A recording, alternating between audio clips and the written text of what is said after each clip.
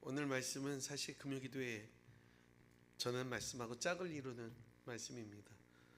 금요기도회 때 찬양을 하나 있었어요.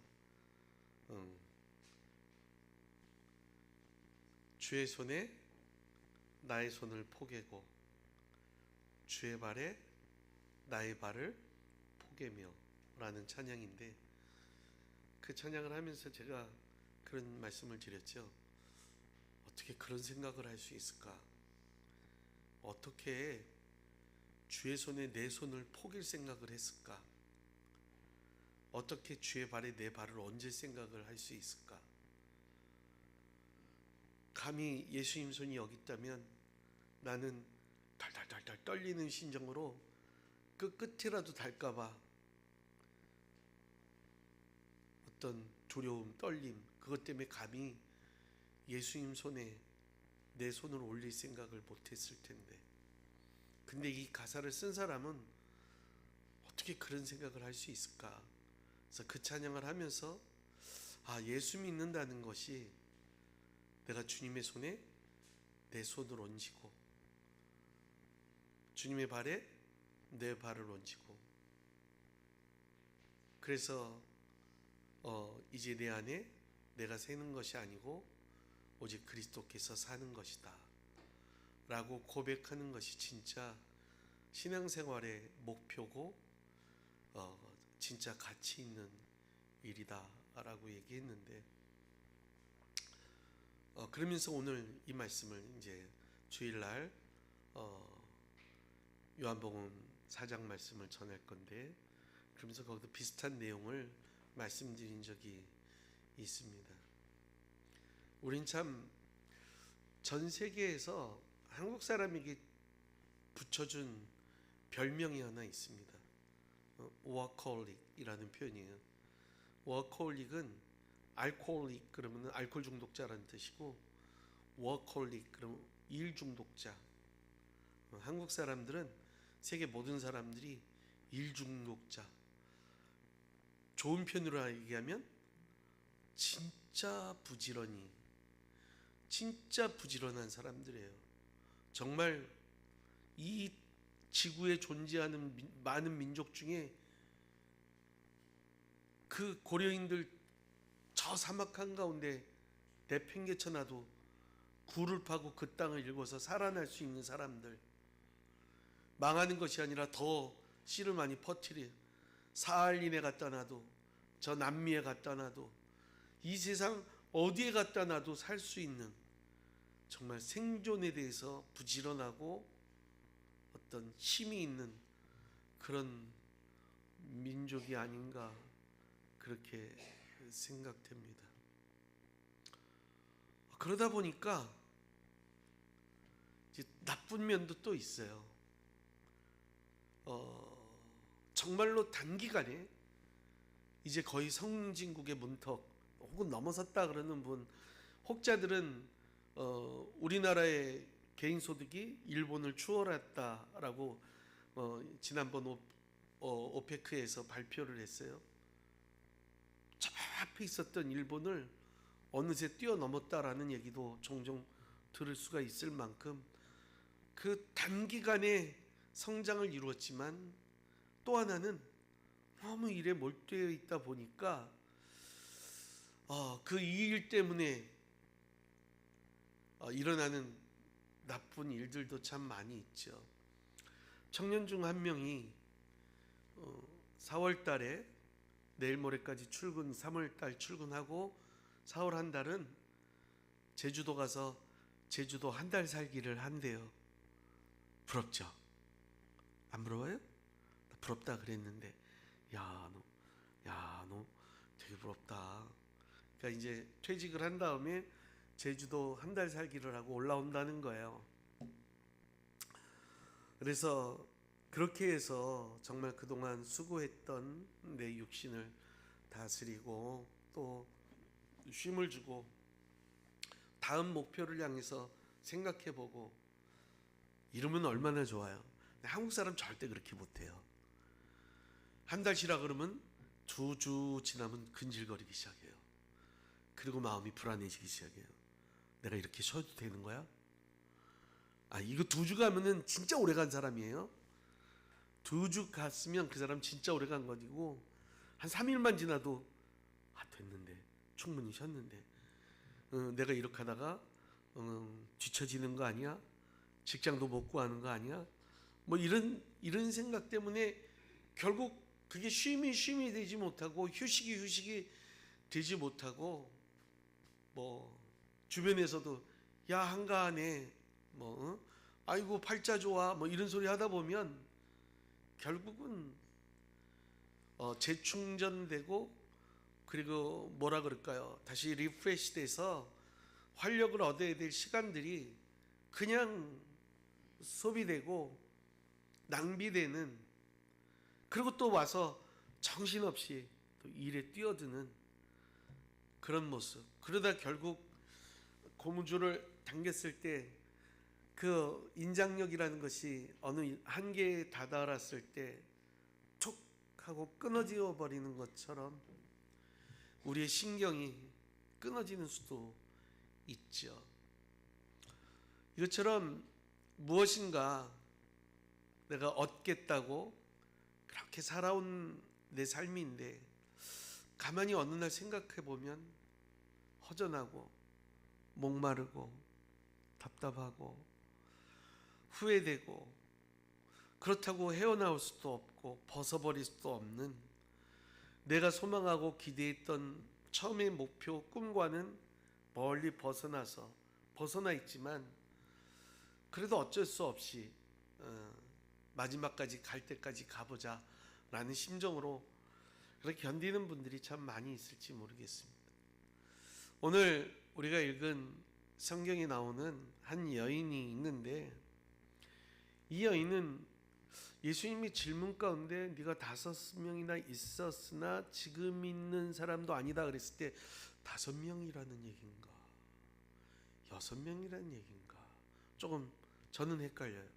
근데 어쨌든 5명이든 6명이든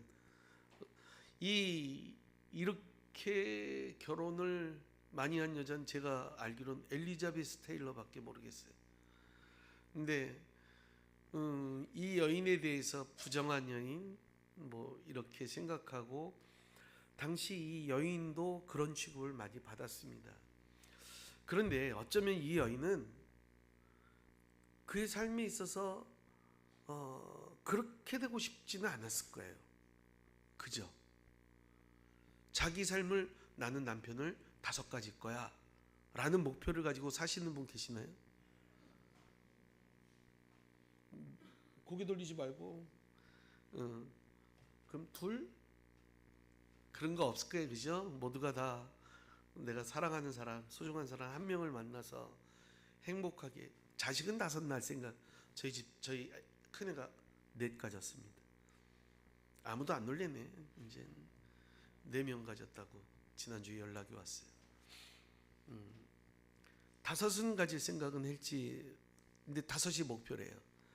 근데 이제 그런 남편을 5 가질 생각을 하는 사람은 없을 거예요.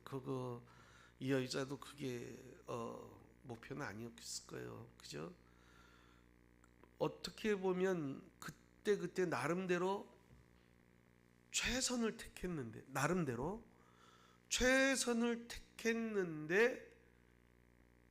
이렇게 된 거죠. 이렇게 상상해 봅시다.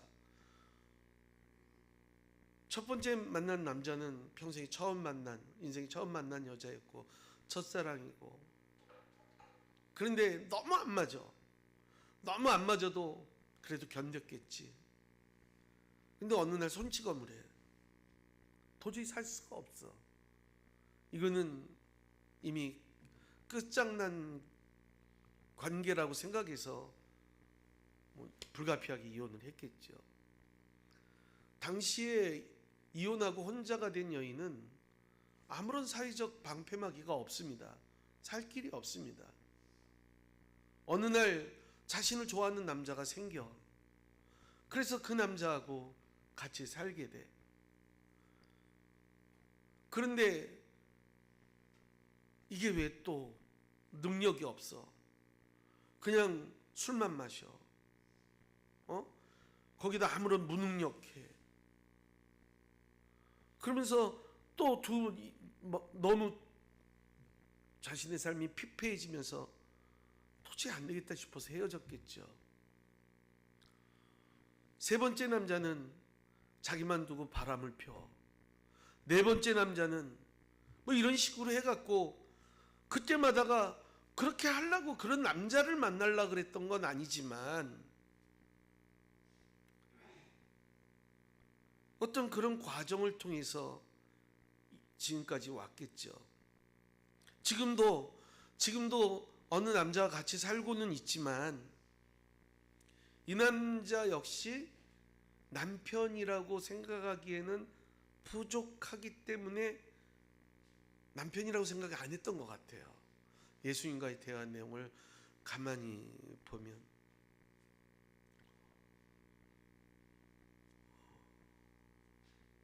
그런데 예수님께서 우물가에서 이 여자를 만납니다. 그리고 이 여자에게 대뜸 하는 얘기가 너 가서 네 남편을 데려오라고. 그런 거 있잖아요. 점집, 무당집 가보셨죠? 솔직히 가보신 분. 딱 앉으려고 그러는데 그 무당이, 그 점쟁이가 혹은 무당이 그런가. 집안에 거울 다 갖다 버려. 네? 거울 갖다 버리란 말이야. 복이 들어오다가도 반사돼서 다 나가. 어떻게 알았지 우리 집에 거울이 있는 거? 기선을 제압하죠, 그죠? 그다음에 얼굴 딱 표정을 보고 이 남자 복이 없어, 재물의 복이 없어. 인생이 참 힘들구만. 이미 얼굴에 인상 팍 쓰고 들어갔는데 웬만하면 알지요. 근데 오늘 이 대화를 통해서 이 여자에게 내 남편 데려오라니까 너 남편 없다고 침이 뚝 대니까 네 남편이 없다 그런 말이 맞다. 너 5명이나 있었고 그리고 지금 살고 있는 남자도 네 남편은 아니니까 네가 남편 없다 그러는 말이 맞다. 그러니까 이 여자가 깜짝 놀라서 뭐라 그래요? 내가 보니까 선생님은 선지자이십니다. 여러분, 예수님이 이 여인의 과거를 알아맞혀서 무슨 유익이 있다고 그 과거를 마치겠습니까? 예수님께서 이 여인을 무당이 기선제압하듯 기선제압하기 위해서 하신 말씀일까요? 자랑하고 싶어 했을까요? 오늘 말씀의 제목을 한번 같이 읽어볼까요? 시작. 네. 이 여인의 삶을 아주 단적으로 보여주는 구절이 있어요. 15절 말씀이에요. 같이 읽어봐요. 시작. 여자가 이르되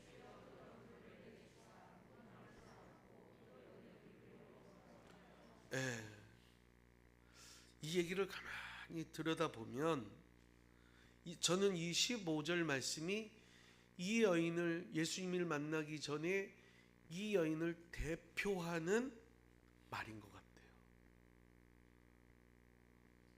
주님, 제발 그런 물이 있다면 나에게 그 물 좀 줘서 나 목마르지 않게 해주세요.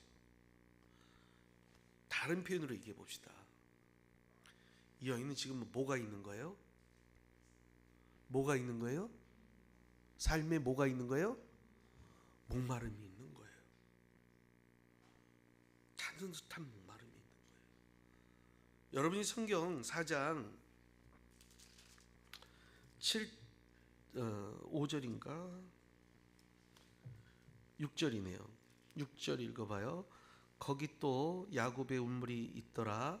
예수께서 길가에 가시다가 피곤하여 운물 곁에 그대로 앉으시니 이거 우리나라 좀 고쳤으면 좋겠어요. 우리 시간으로 6 더하세요. 6을 더하세요. 6시에다가 6 더하면 몇 시예요? 12시. 밤 12시까 낮 12시까? 낮 12시예요. 6시간을 더해서 낮 12시인데 예수님이 어떻게 하다 그래요? 길 가시다가 어떻대요? 6절에 왜 피곤할까요? 햇빛이 너무 쬐네요. 너무 쬐서 힘든 거예요. 정오예요. 당시 사막지에 대해서 정오 시간에 길을 걷는 건 너무 힘들어요. 왜 예수님이 그 햇빛이 짱짱 찌는데 이 길을 걸으셨을까? 모르세요? 이 여인을 만나기 위해서. 이 여인을 만나기 위해서. 타는 삶에 대한 타는 목마름을 가진 이 여인을 만나기 위해서. 삭개오 얘기하시죠. 예수님 만나보자 어디로 올라갔죠? 우린 뽕나무라고 하는데 사실 어느 나무인지는 잘 모른대요. 뽕나무로 칩시다. 뽕나무에 사람이 올라가려면 몇 년쯤 자라야 될까? 어제 오늘 심어서는 안 되는 나무라는 것쯤은 알아요. 그죠? 1, 2년 갖고도 안 되는 거로 알고 있어요. 이런 것들을 보면서 예수님을 만난다는 것은 우연히 소 뒷걸음질을 치다가 쥐잡듯이 만나는 건 아닌 것 같아요. 하나님이 나를 만나고 이 여인을 만나고 삭개오를 만난다는 것은 하나님의 큰 계획 안에 있다는 거예요. 그리고 나를 만나주시. 이 여인도 그렇게 만나주시. 왜 예수님께서 이 여인을 만나실까요? 이 여인에게 뭐가 있다고요? 인생에 대한 타는 목마름이 있어요. 예수님께서는 그 목마름을 해결해 주고 싶었던 것이죠.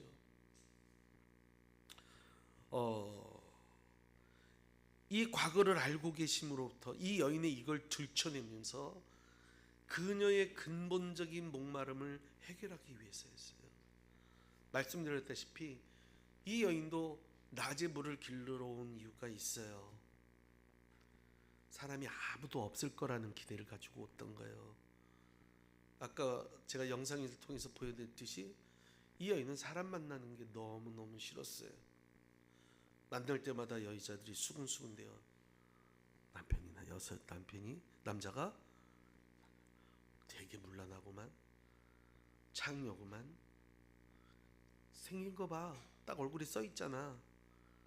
온갖 모욕과 어떤 그런 돌팔미질이 심했겠죠. 그러니까 싫은 거예요. 사람 만나기 싫은 거예요. 그런데 물은 마셔야 되겠어요. 없으면 안 되니까 그 낮에 왔는데 깜짝 놀란 거죠. 아무도 없을 줄 알았는데 왜 남자가 있는 거예요. 근데 그분이 그 자신의 그 근본적인 거를 얘기하는 순간 깜짝 놀라면서 당신 선지자네요. 여러분, 예수님께서는 그 여인의 인생을 목마르게 한, 빈 물동이가 되게 한 그 근본적인 것을 말씀하기 위해서 그 얘기를 꺼낸 것이지 자신이 얼마나 용한지 보여주기 위해서가 아니었다는 것이죠. 우리는 우리 삶에 각자 알게 모르게 내 삶을 통해서 내가 받은 강렬한 어떤 경험, 기억, 사건, 상처 이런 것들 때문에 어느 부분에 특별히 집착하는 경우가 종종 있어요. 정말 악착같이 벌어서 자수성가한 사람들은 사람들 중에 유독 인색한 분들이 계세요. 왜? 그분 생각에는 인생은 뭐밖에 없는 거예요. 돈이 최고다. 돈 없으면 무시당하고, 돈 없으면 사람 취급 안 하고, 돈 없으면 교회 가도 인정받지 못하고, 이 생각이 가득 찰 수가 있어요. 그래서 유독 돈 문제에 목말라요. 신앙생활 중에 교회를요, 교회 다니는 예수님 믿는 걸 너무 좋아하고 교회에서 봉사하고 섬기고 사람 만나는 걸 너무 좋아하는 분들이 계세요. 근데 그분들 중에서 교회 또한 상처받는 분들이 좀 많은 경우가 있어요. 이런 분들은 어떤 분들이냐면 교회에 처음 와서 등록을 하고 지내게 되면 몇 년간은 정말 아무도 흉내낼 수 없을 만큼 열심히 하세요. 뜨겁게 교회를 사랑해요. 그런데 이 사람에게 한 가지 문제가 있는데 그렇게 하면서 받았던 상처가 있어요. 뭐 목회자가 인정을 안 해준다고 사람들이 무시하거나 어떤 자기 이상과 맞지 않았다거나 뭐 여러 가지가 있어요. 그래서 금세 또 그게 깨져버려요. 쉬 사그러들어요. 그리고 어느 날 교회를 떠나서 다른 교회로 가요. 그럼 또 거기서 굉장히 열심히 해요. 근데 또 금세 그 사람이 나쁜 버릇이 있고 습관이 있고 교회에 옮기는 것이 아니라 그분에게 뭐냐면 그게 하나의 목마름이에요. 이 여인이 매번 남자에게 상처를 받으면서도 6번째 남자하고 사는 이유는 내가 이 땅에서 정말 행복한 가정, 사랑하는 남자와 가정을 꾸리고 싶어하는 그런 열망이 있기 때문에 그랬겠죠. 그렇지 않다면 아유 남자들 지긋지긋해. 다 늑대 새끼고 사기꾼이고 폭력만 이들어도 힘만 세고 아무런 쓸모없는 것들이야. 그럼 안 만났을 수도 있어요.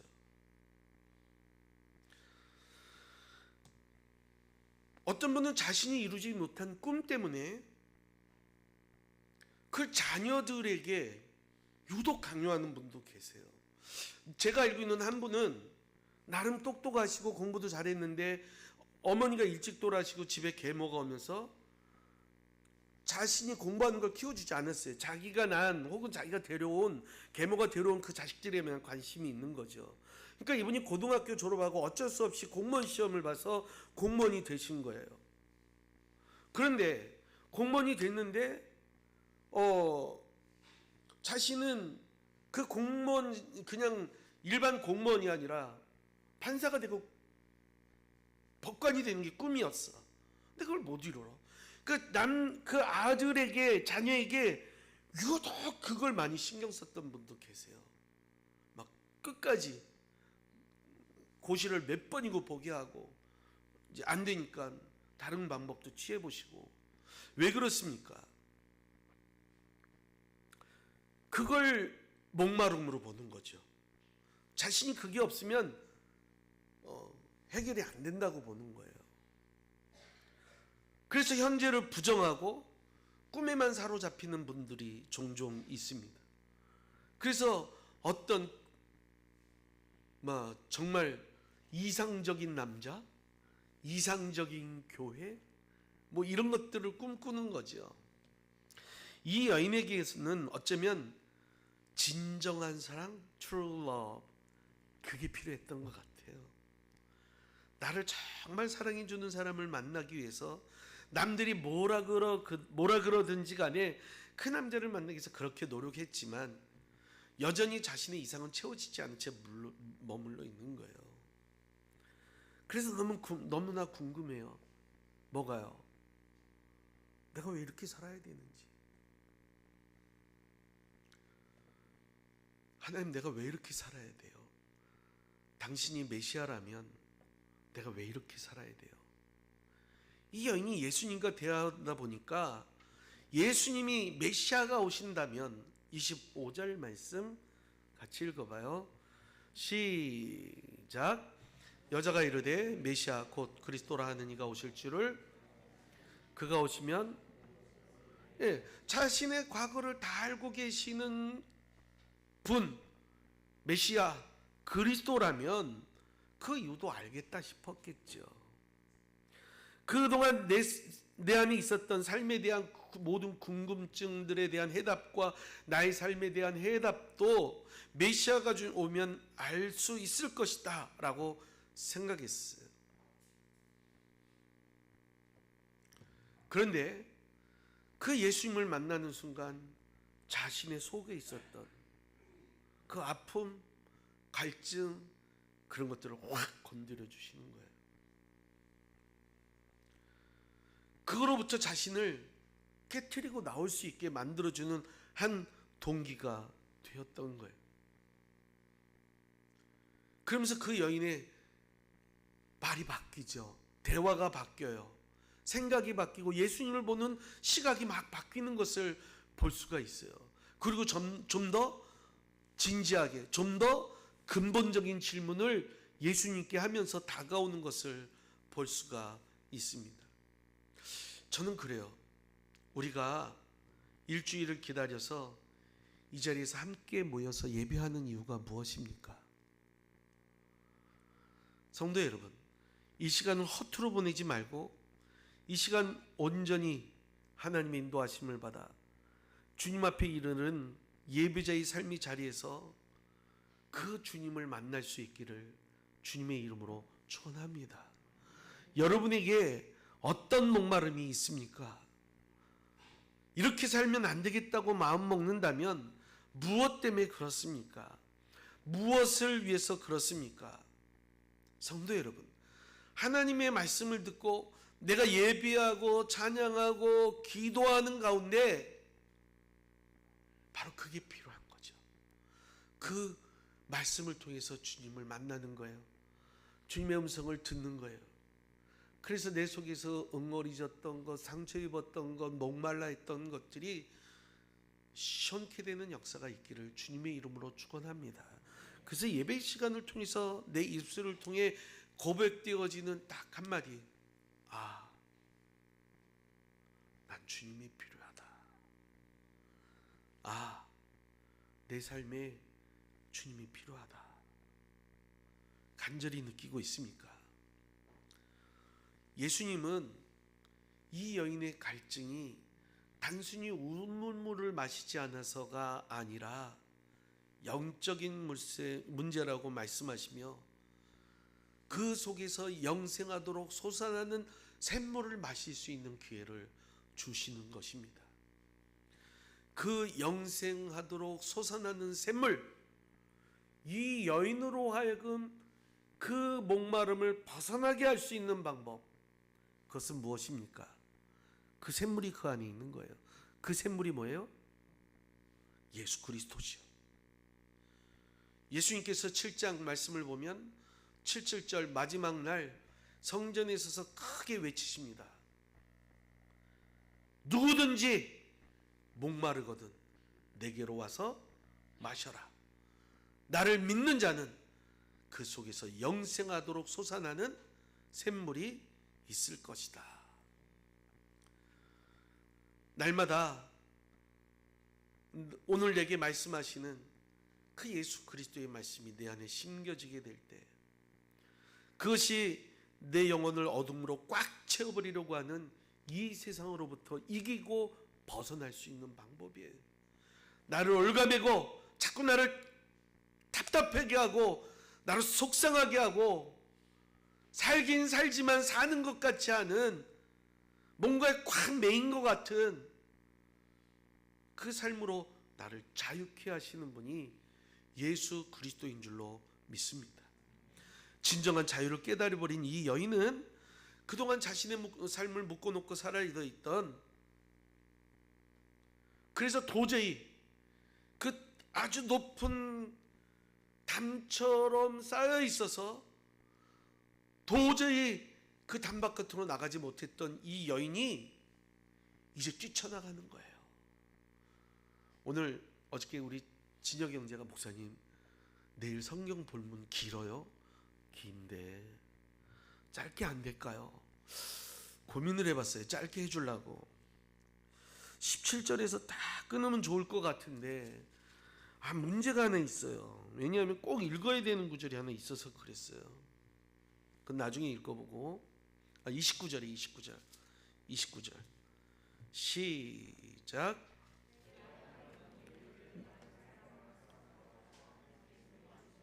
네.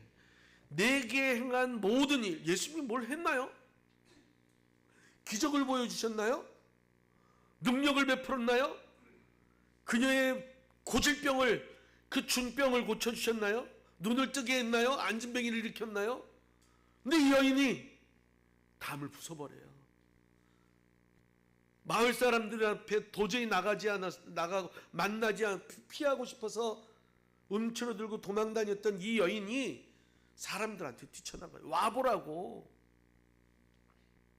더 이상 사람들 눈치를 보던 삶이 아니라 이제 그들에게로 나갈 수 있는 삶을 갖게 되었어. 더 이상 나는 여러 남자들과 동거하는 여인이 아니라 예수님을 만난 여인이 된 거예요. 더 이상 과거에 얽매이는 삶이 아니라 이제 내 속에서 영생하도록 솟아나는 그 샘물을 마시며 주님의 영의 인도하심을 따라 예비하는 여인이 되었던 것이죠. 이게 참 행복이라는 것입니다. 이것이 그리스도인들에게 나타나는 아주 독특한 특징이에요. 모든 것을 부숴버리고 이제 자유케 되고 많은 사람 앞에서 당당해질 수 있는, 여러분 사도행전 26장 29절을 한번 읽어보겠어요? 같이 읽어봅시다. 시작. 바울이 이르되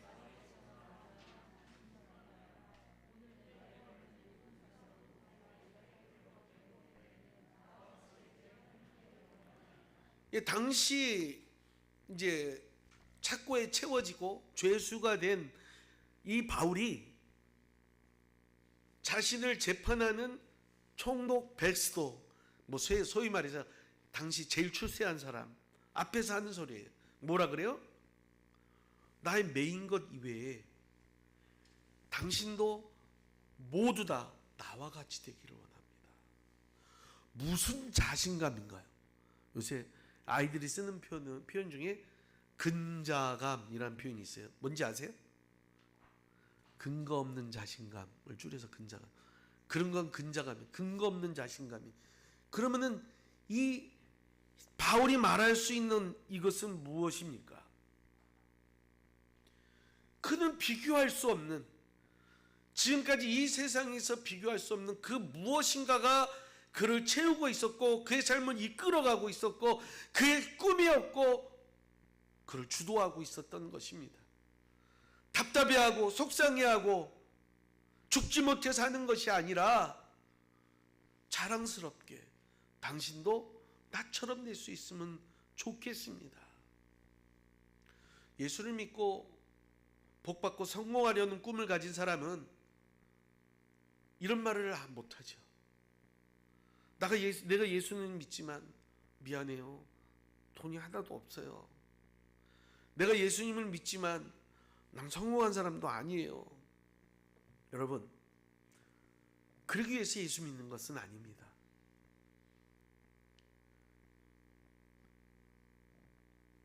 성도 여러분, 오늘 이 사마리아 여인 모습 가운데 중요한 것이 하나 있습니다. 28절을 같이 읽어봐요. 28절 시작.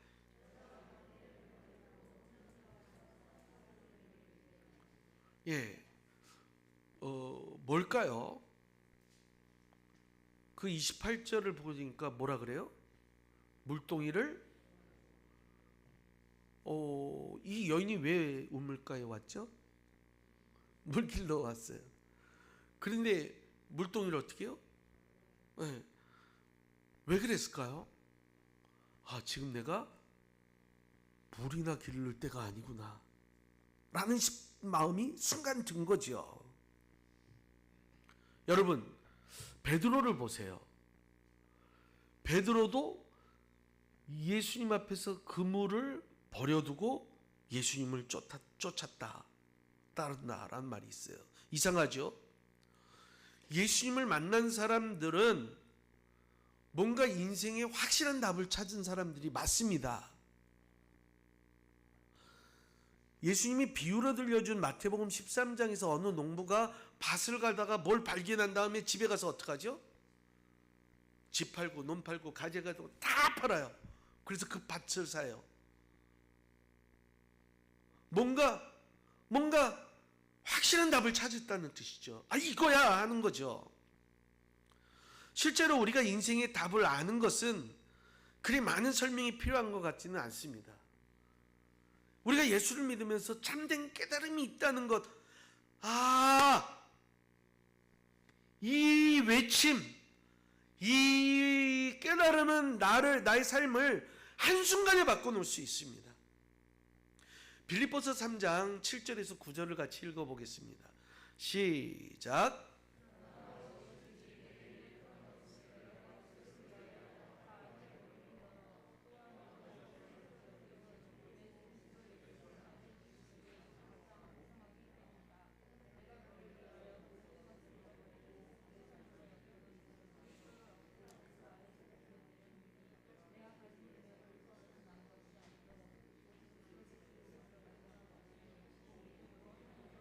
예.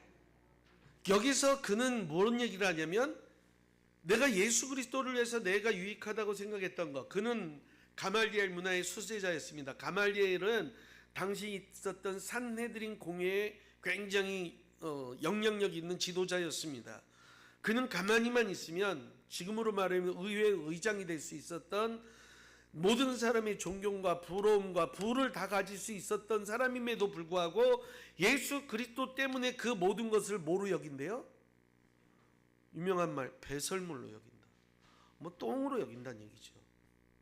똥은 아끼는 건가요? 잘 보관해서 집에 두나요? 가끔가다 변기에 보고 자기 똥을 보는 사람이 있대요. 보시는 분. 약간 정신 이상 있는 거 아니에요? 그건 어떻게 해요? 보지 않고 팍 눌러서 뭘 버리는 거예요. 그게 배설물이죠. 그죠? 아니면 마음이 미련이 요만큼도 없는 거예요. 미련이 요만큼도 없는 거예요. 그렇게 여긴다는 거예요. 사도 바울이. 뭘 귀하게 여긴 거예요? 예수 그리스도를 얻기 위해서. 그걸 발견하는 순간 그걸 버렸다는 뜻이에요. 확실한 답을 안 사람이죠. 그러면은 누가복음 19장 18절 읽어볼까요? 시작.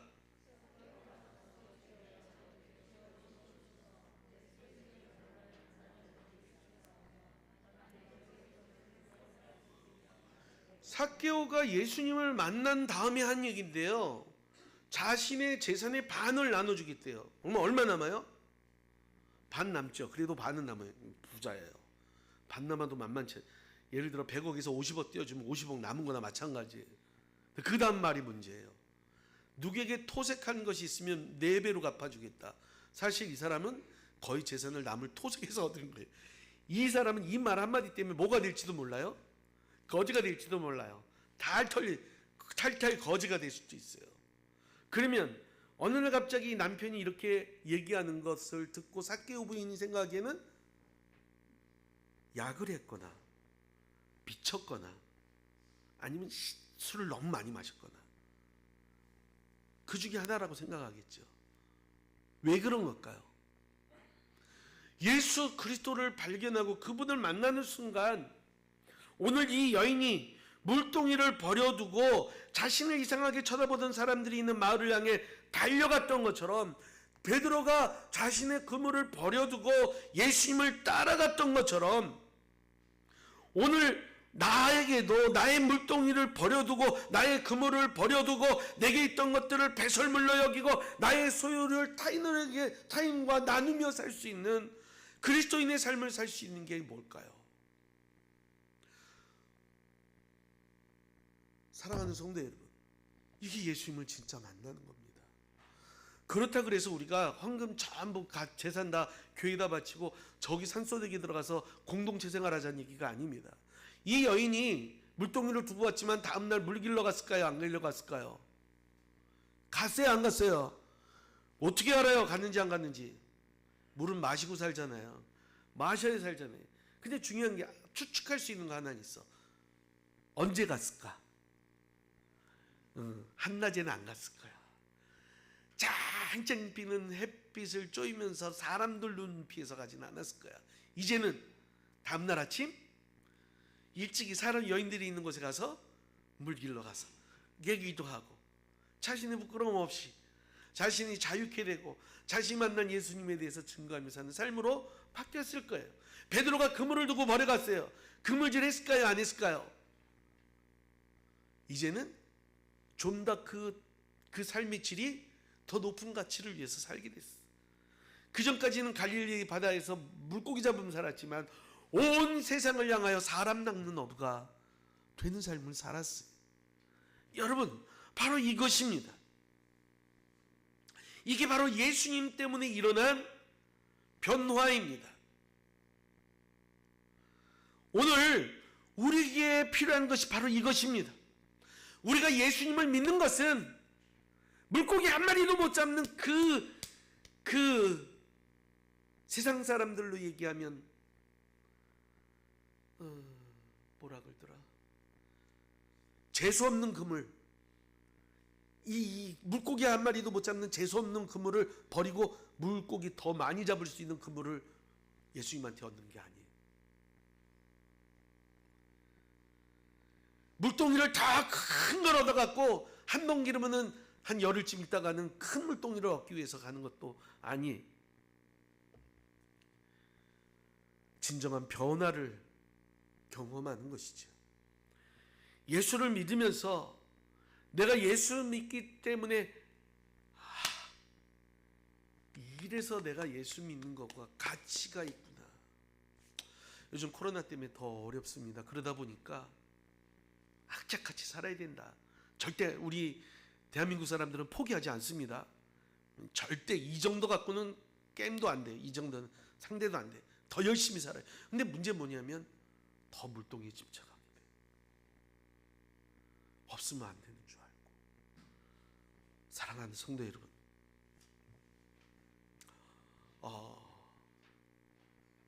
내 삶의 진정한 채움,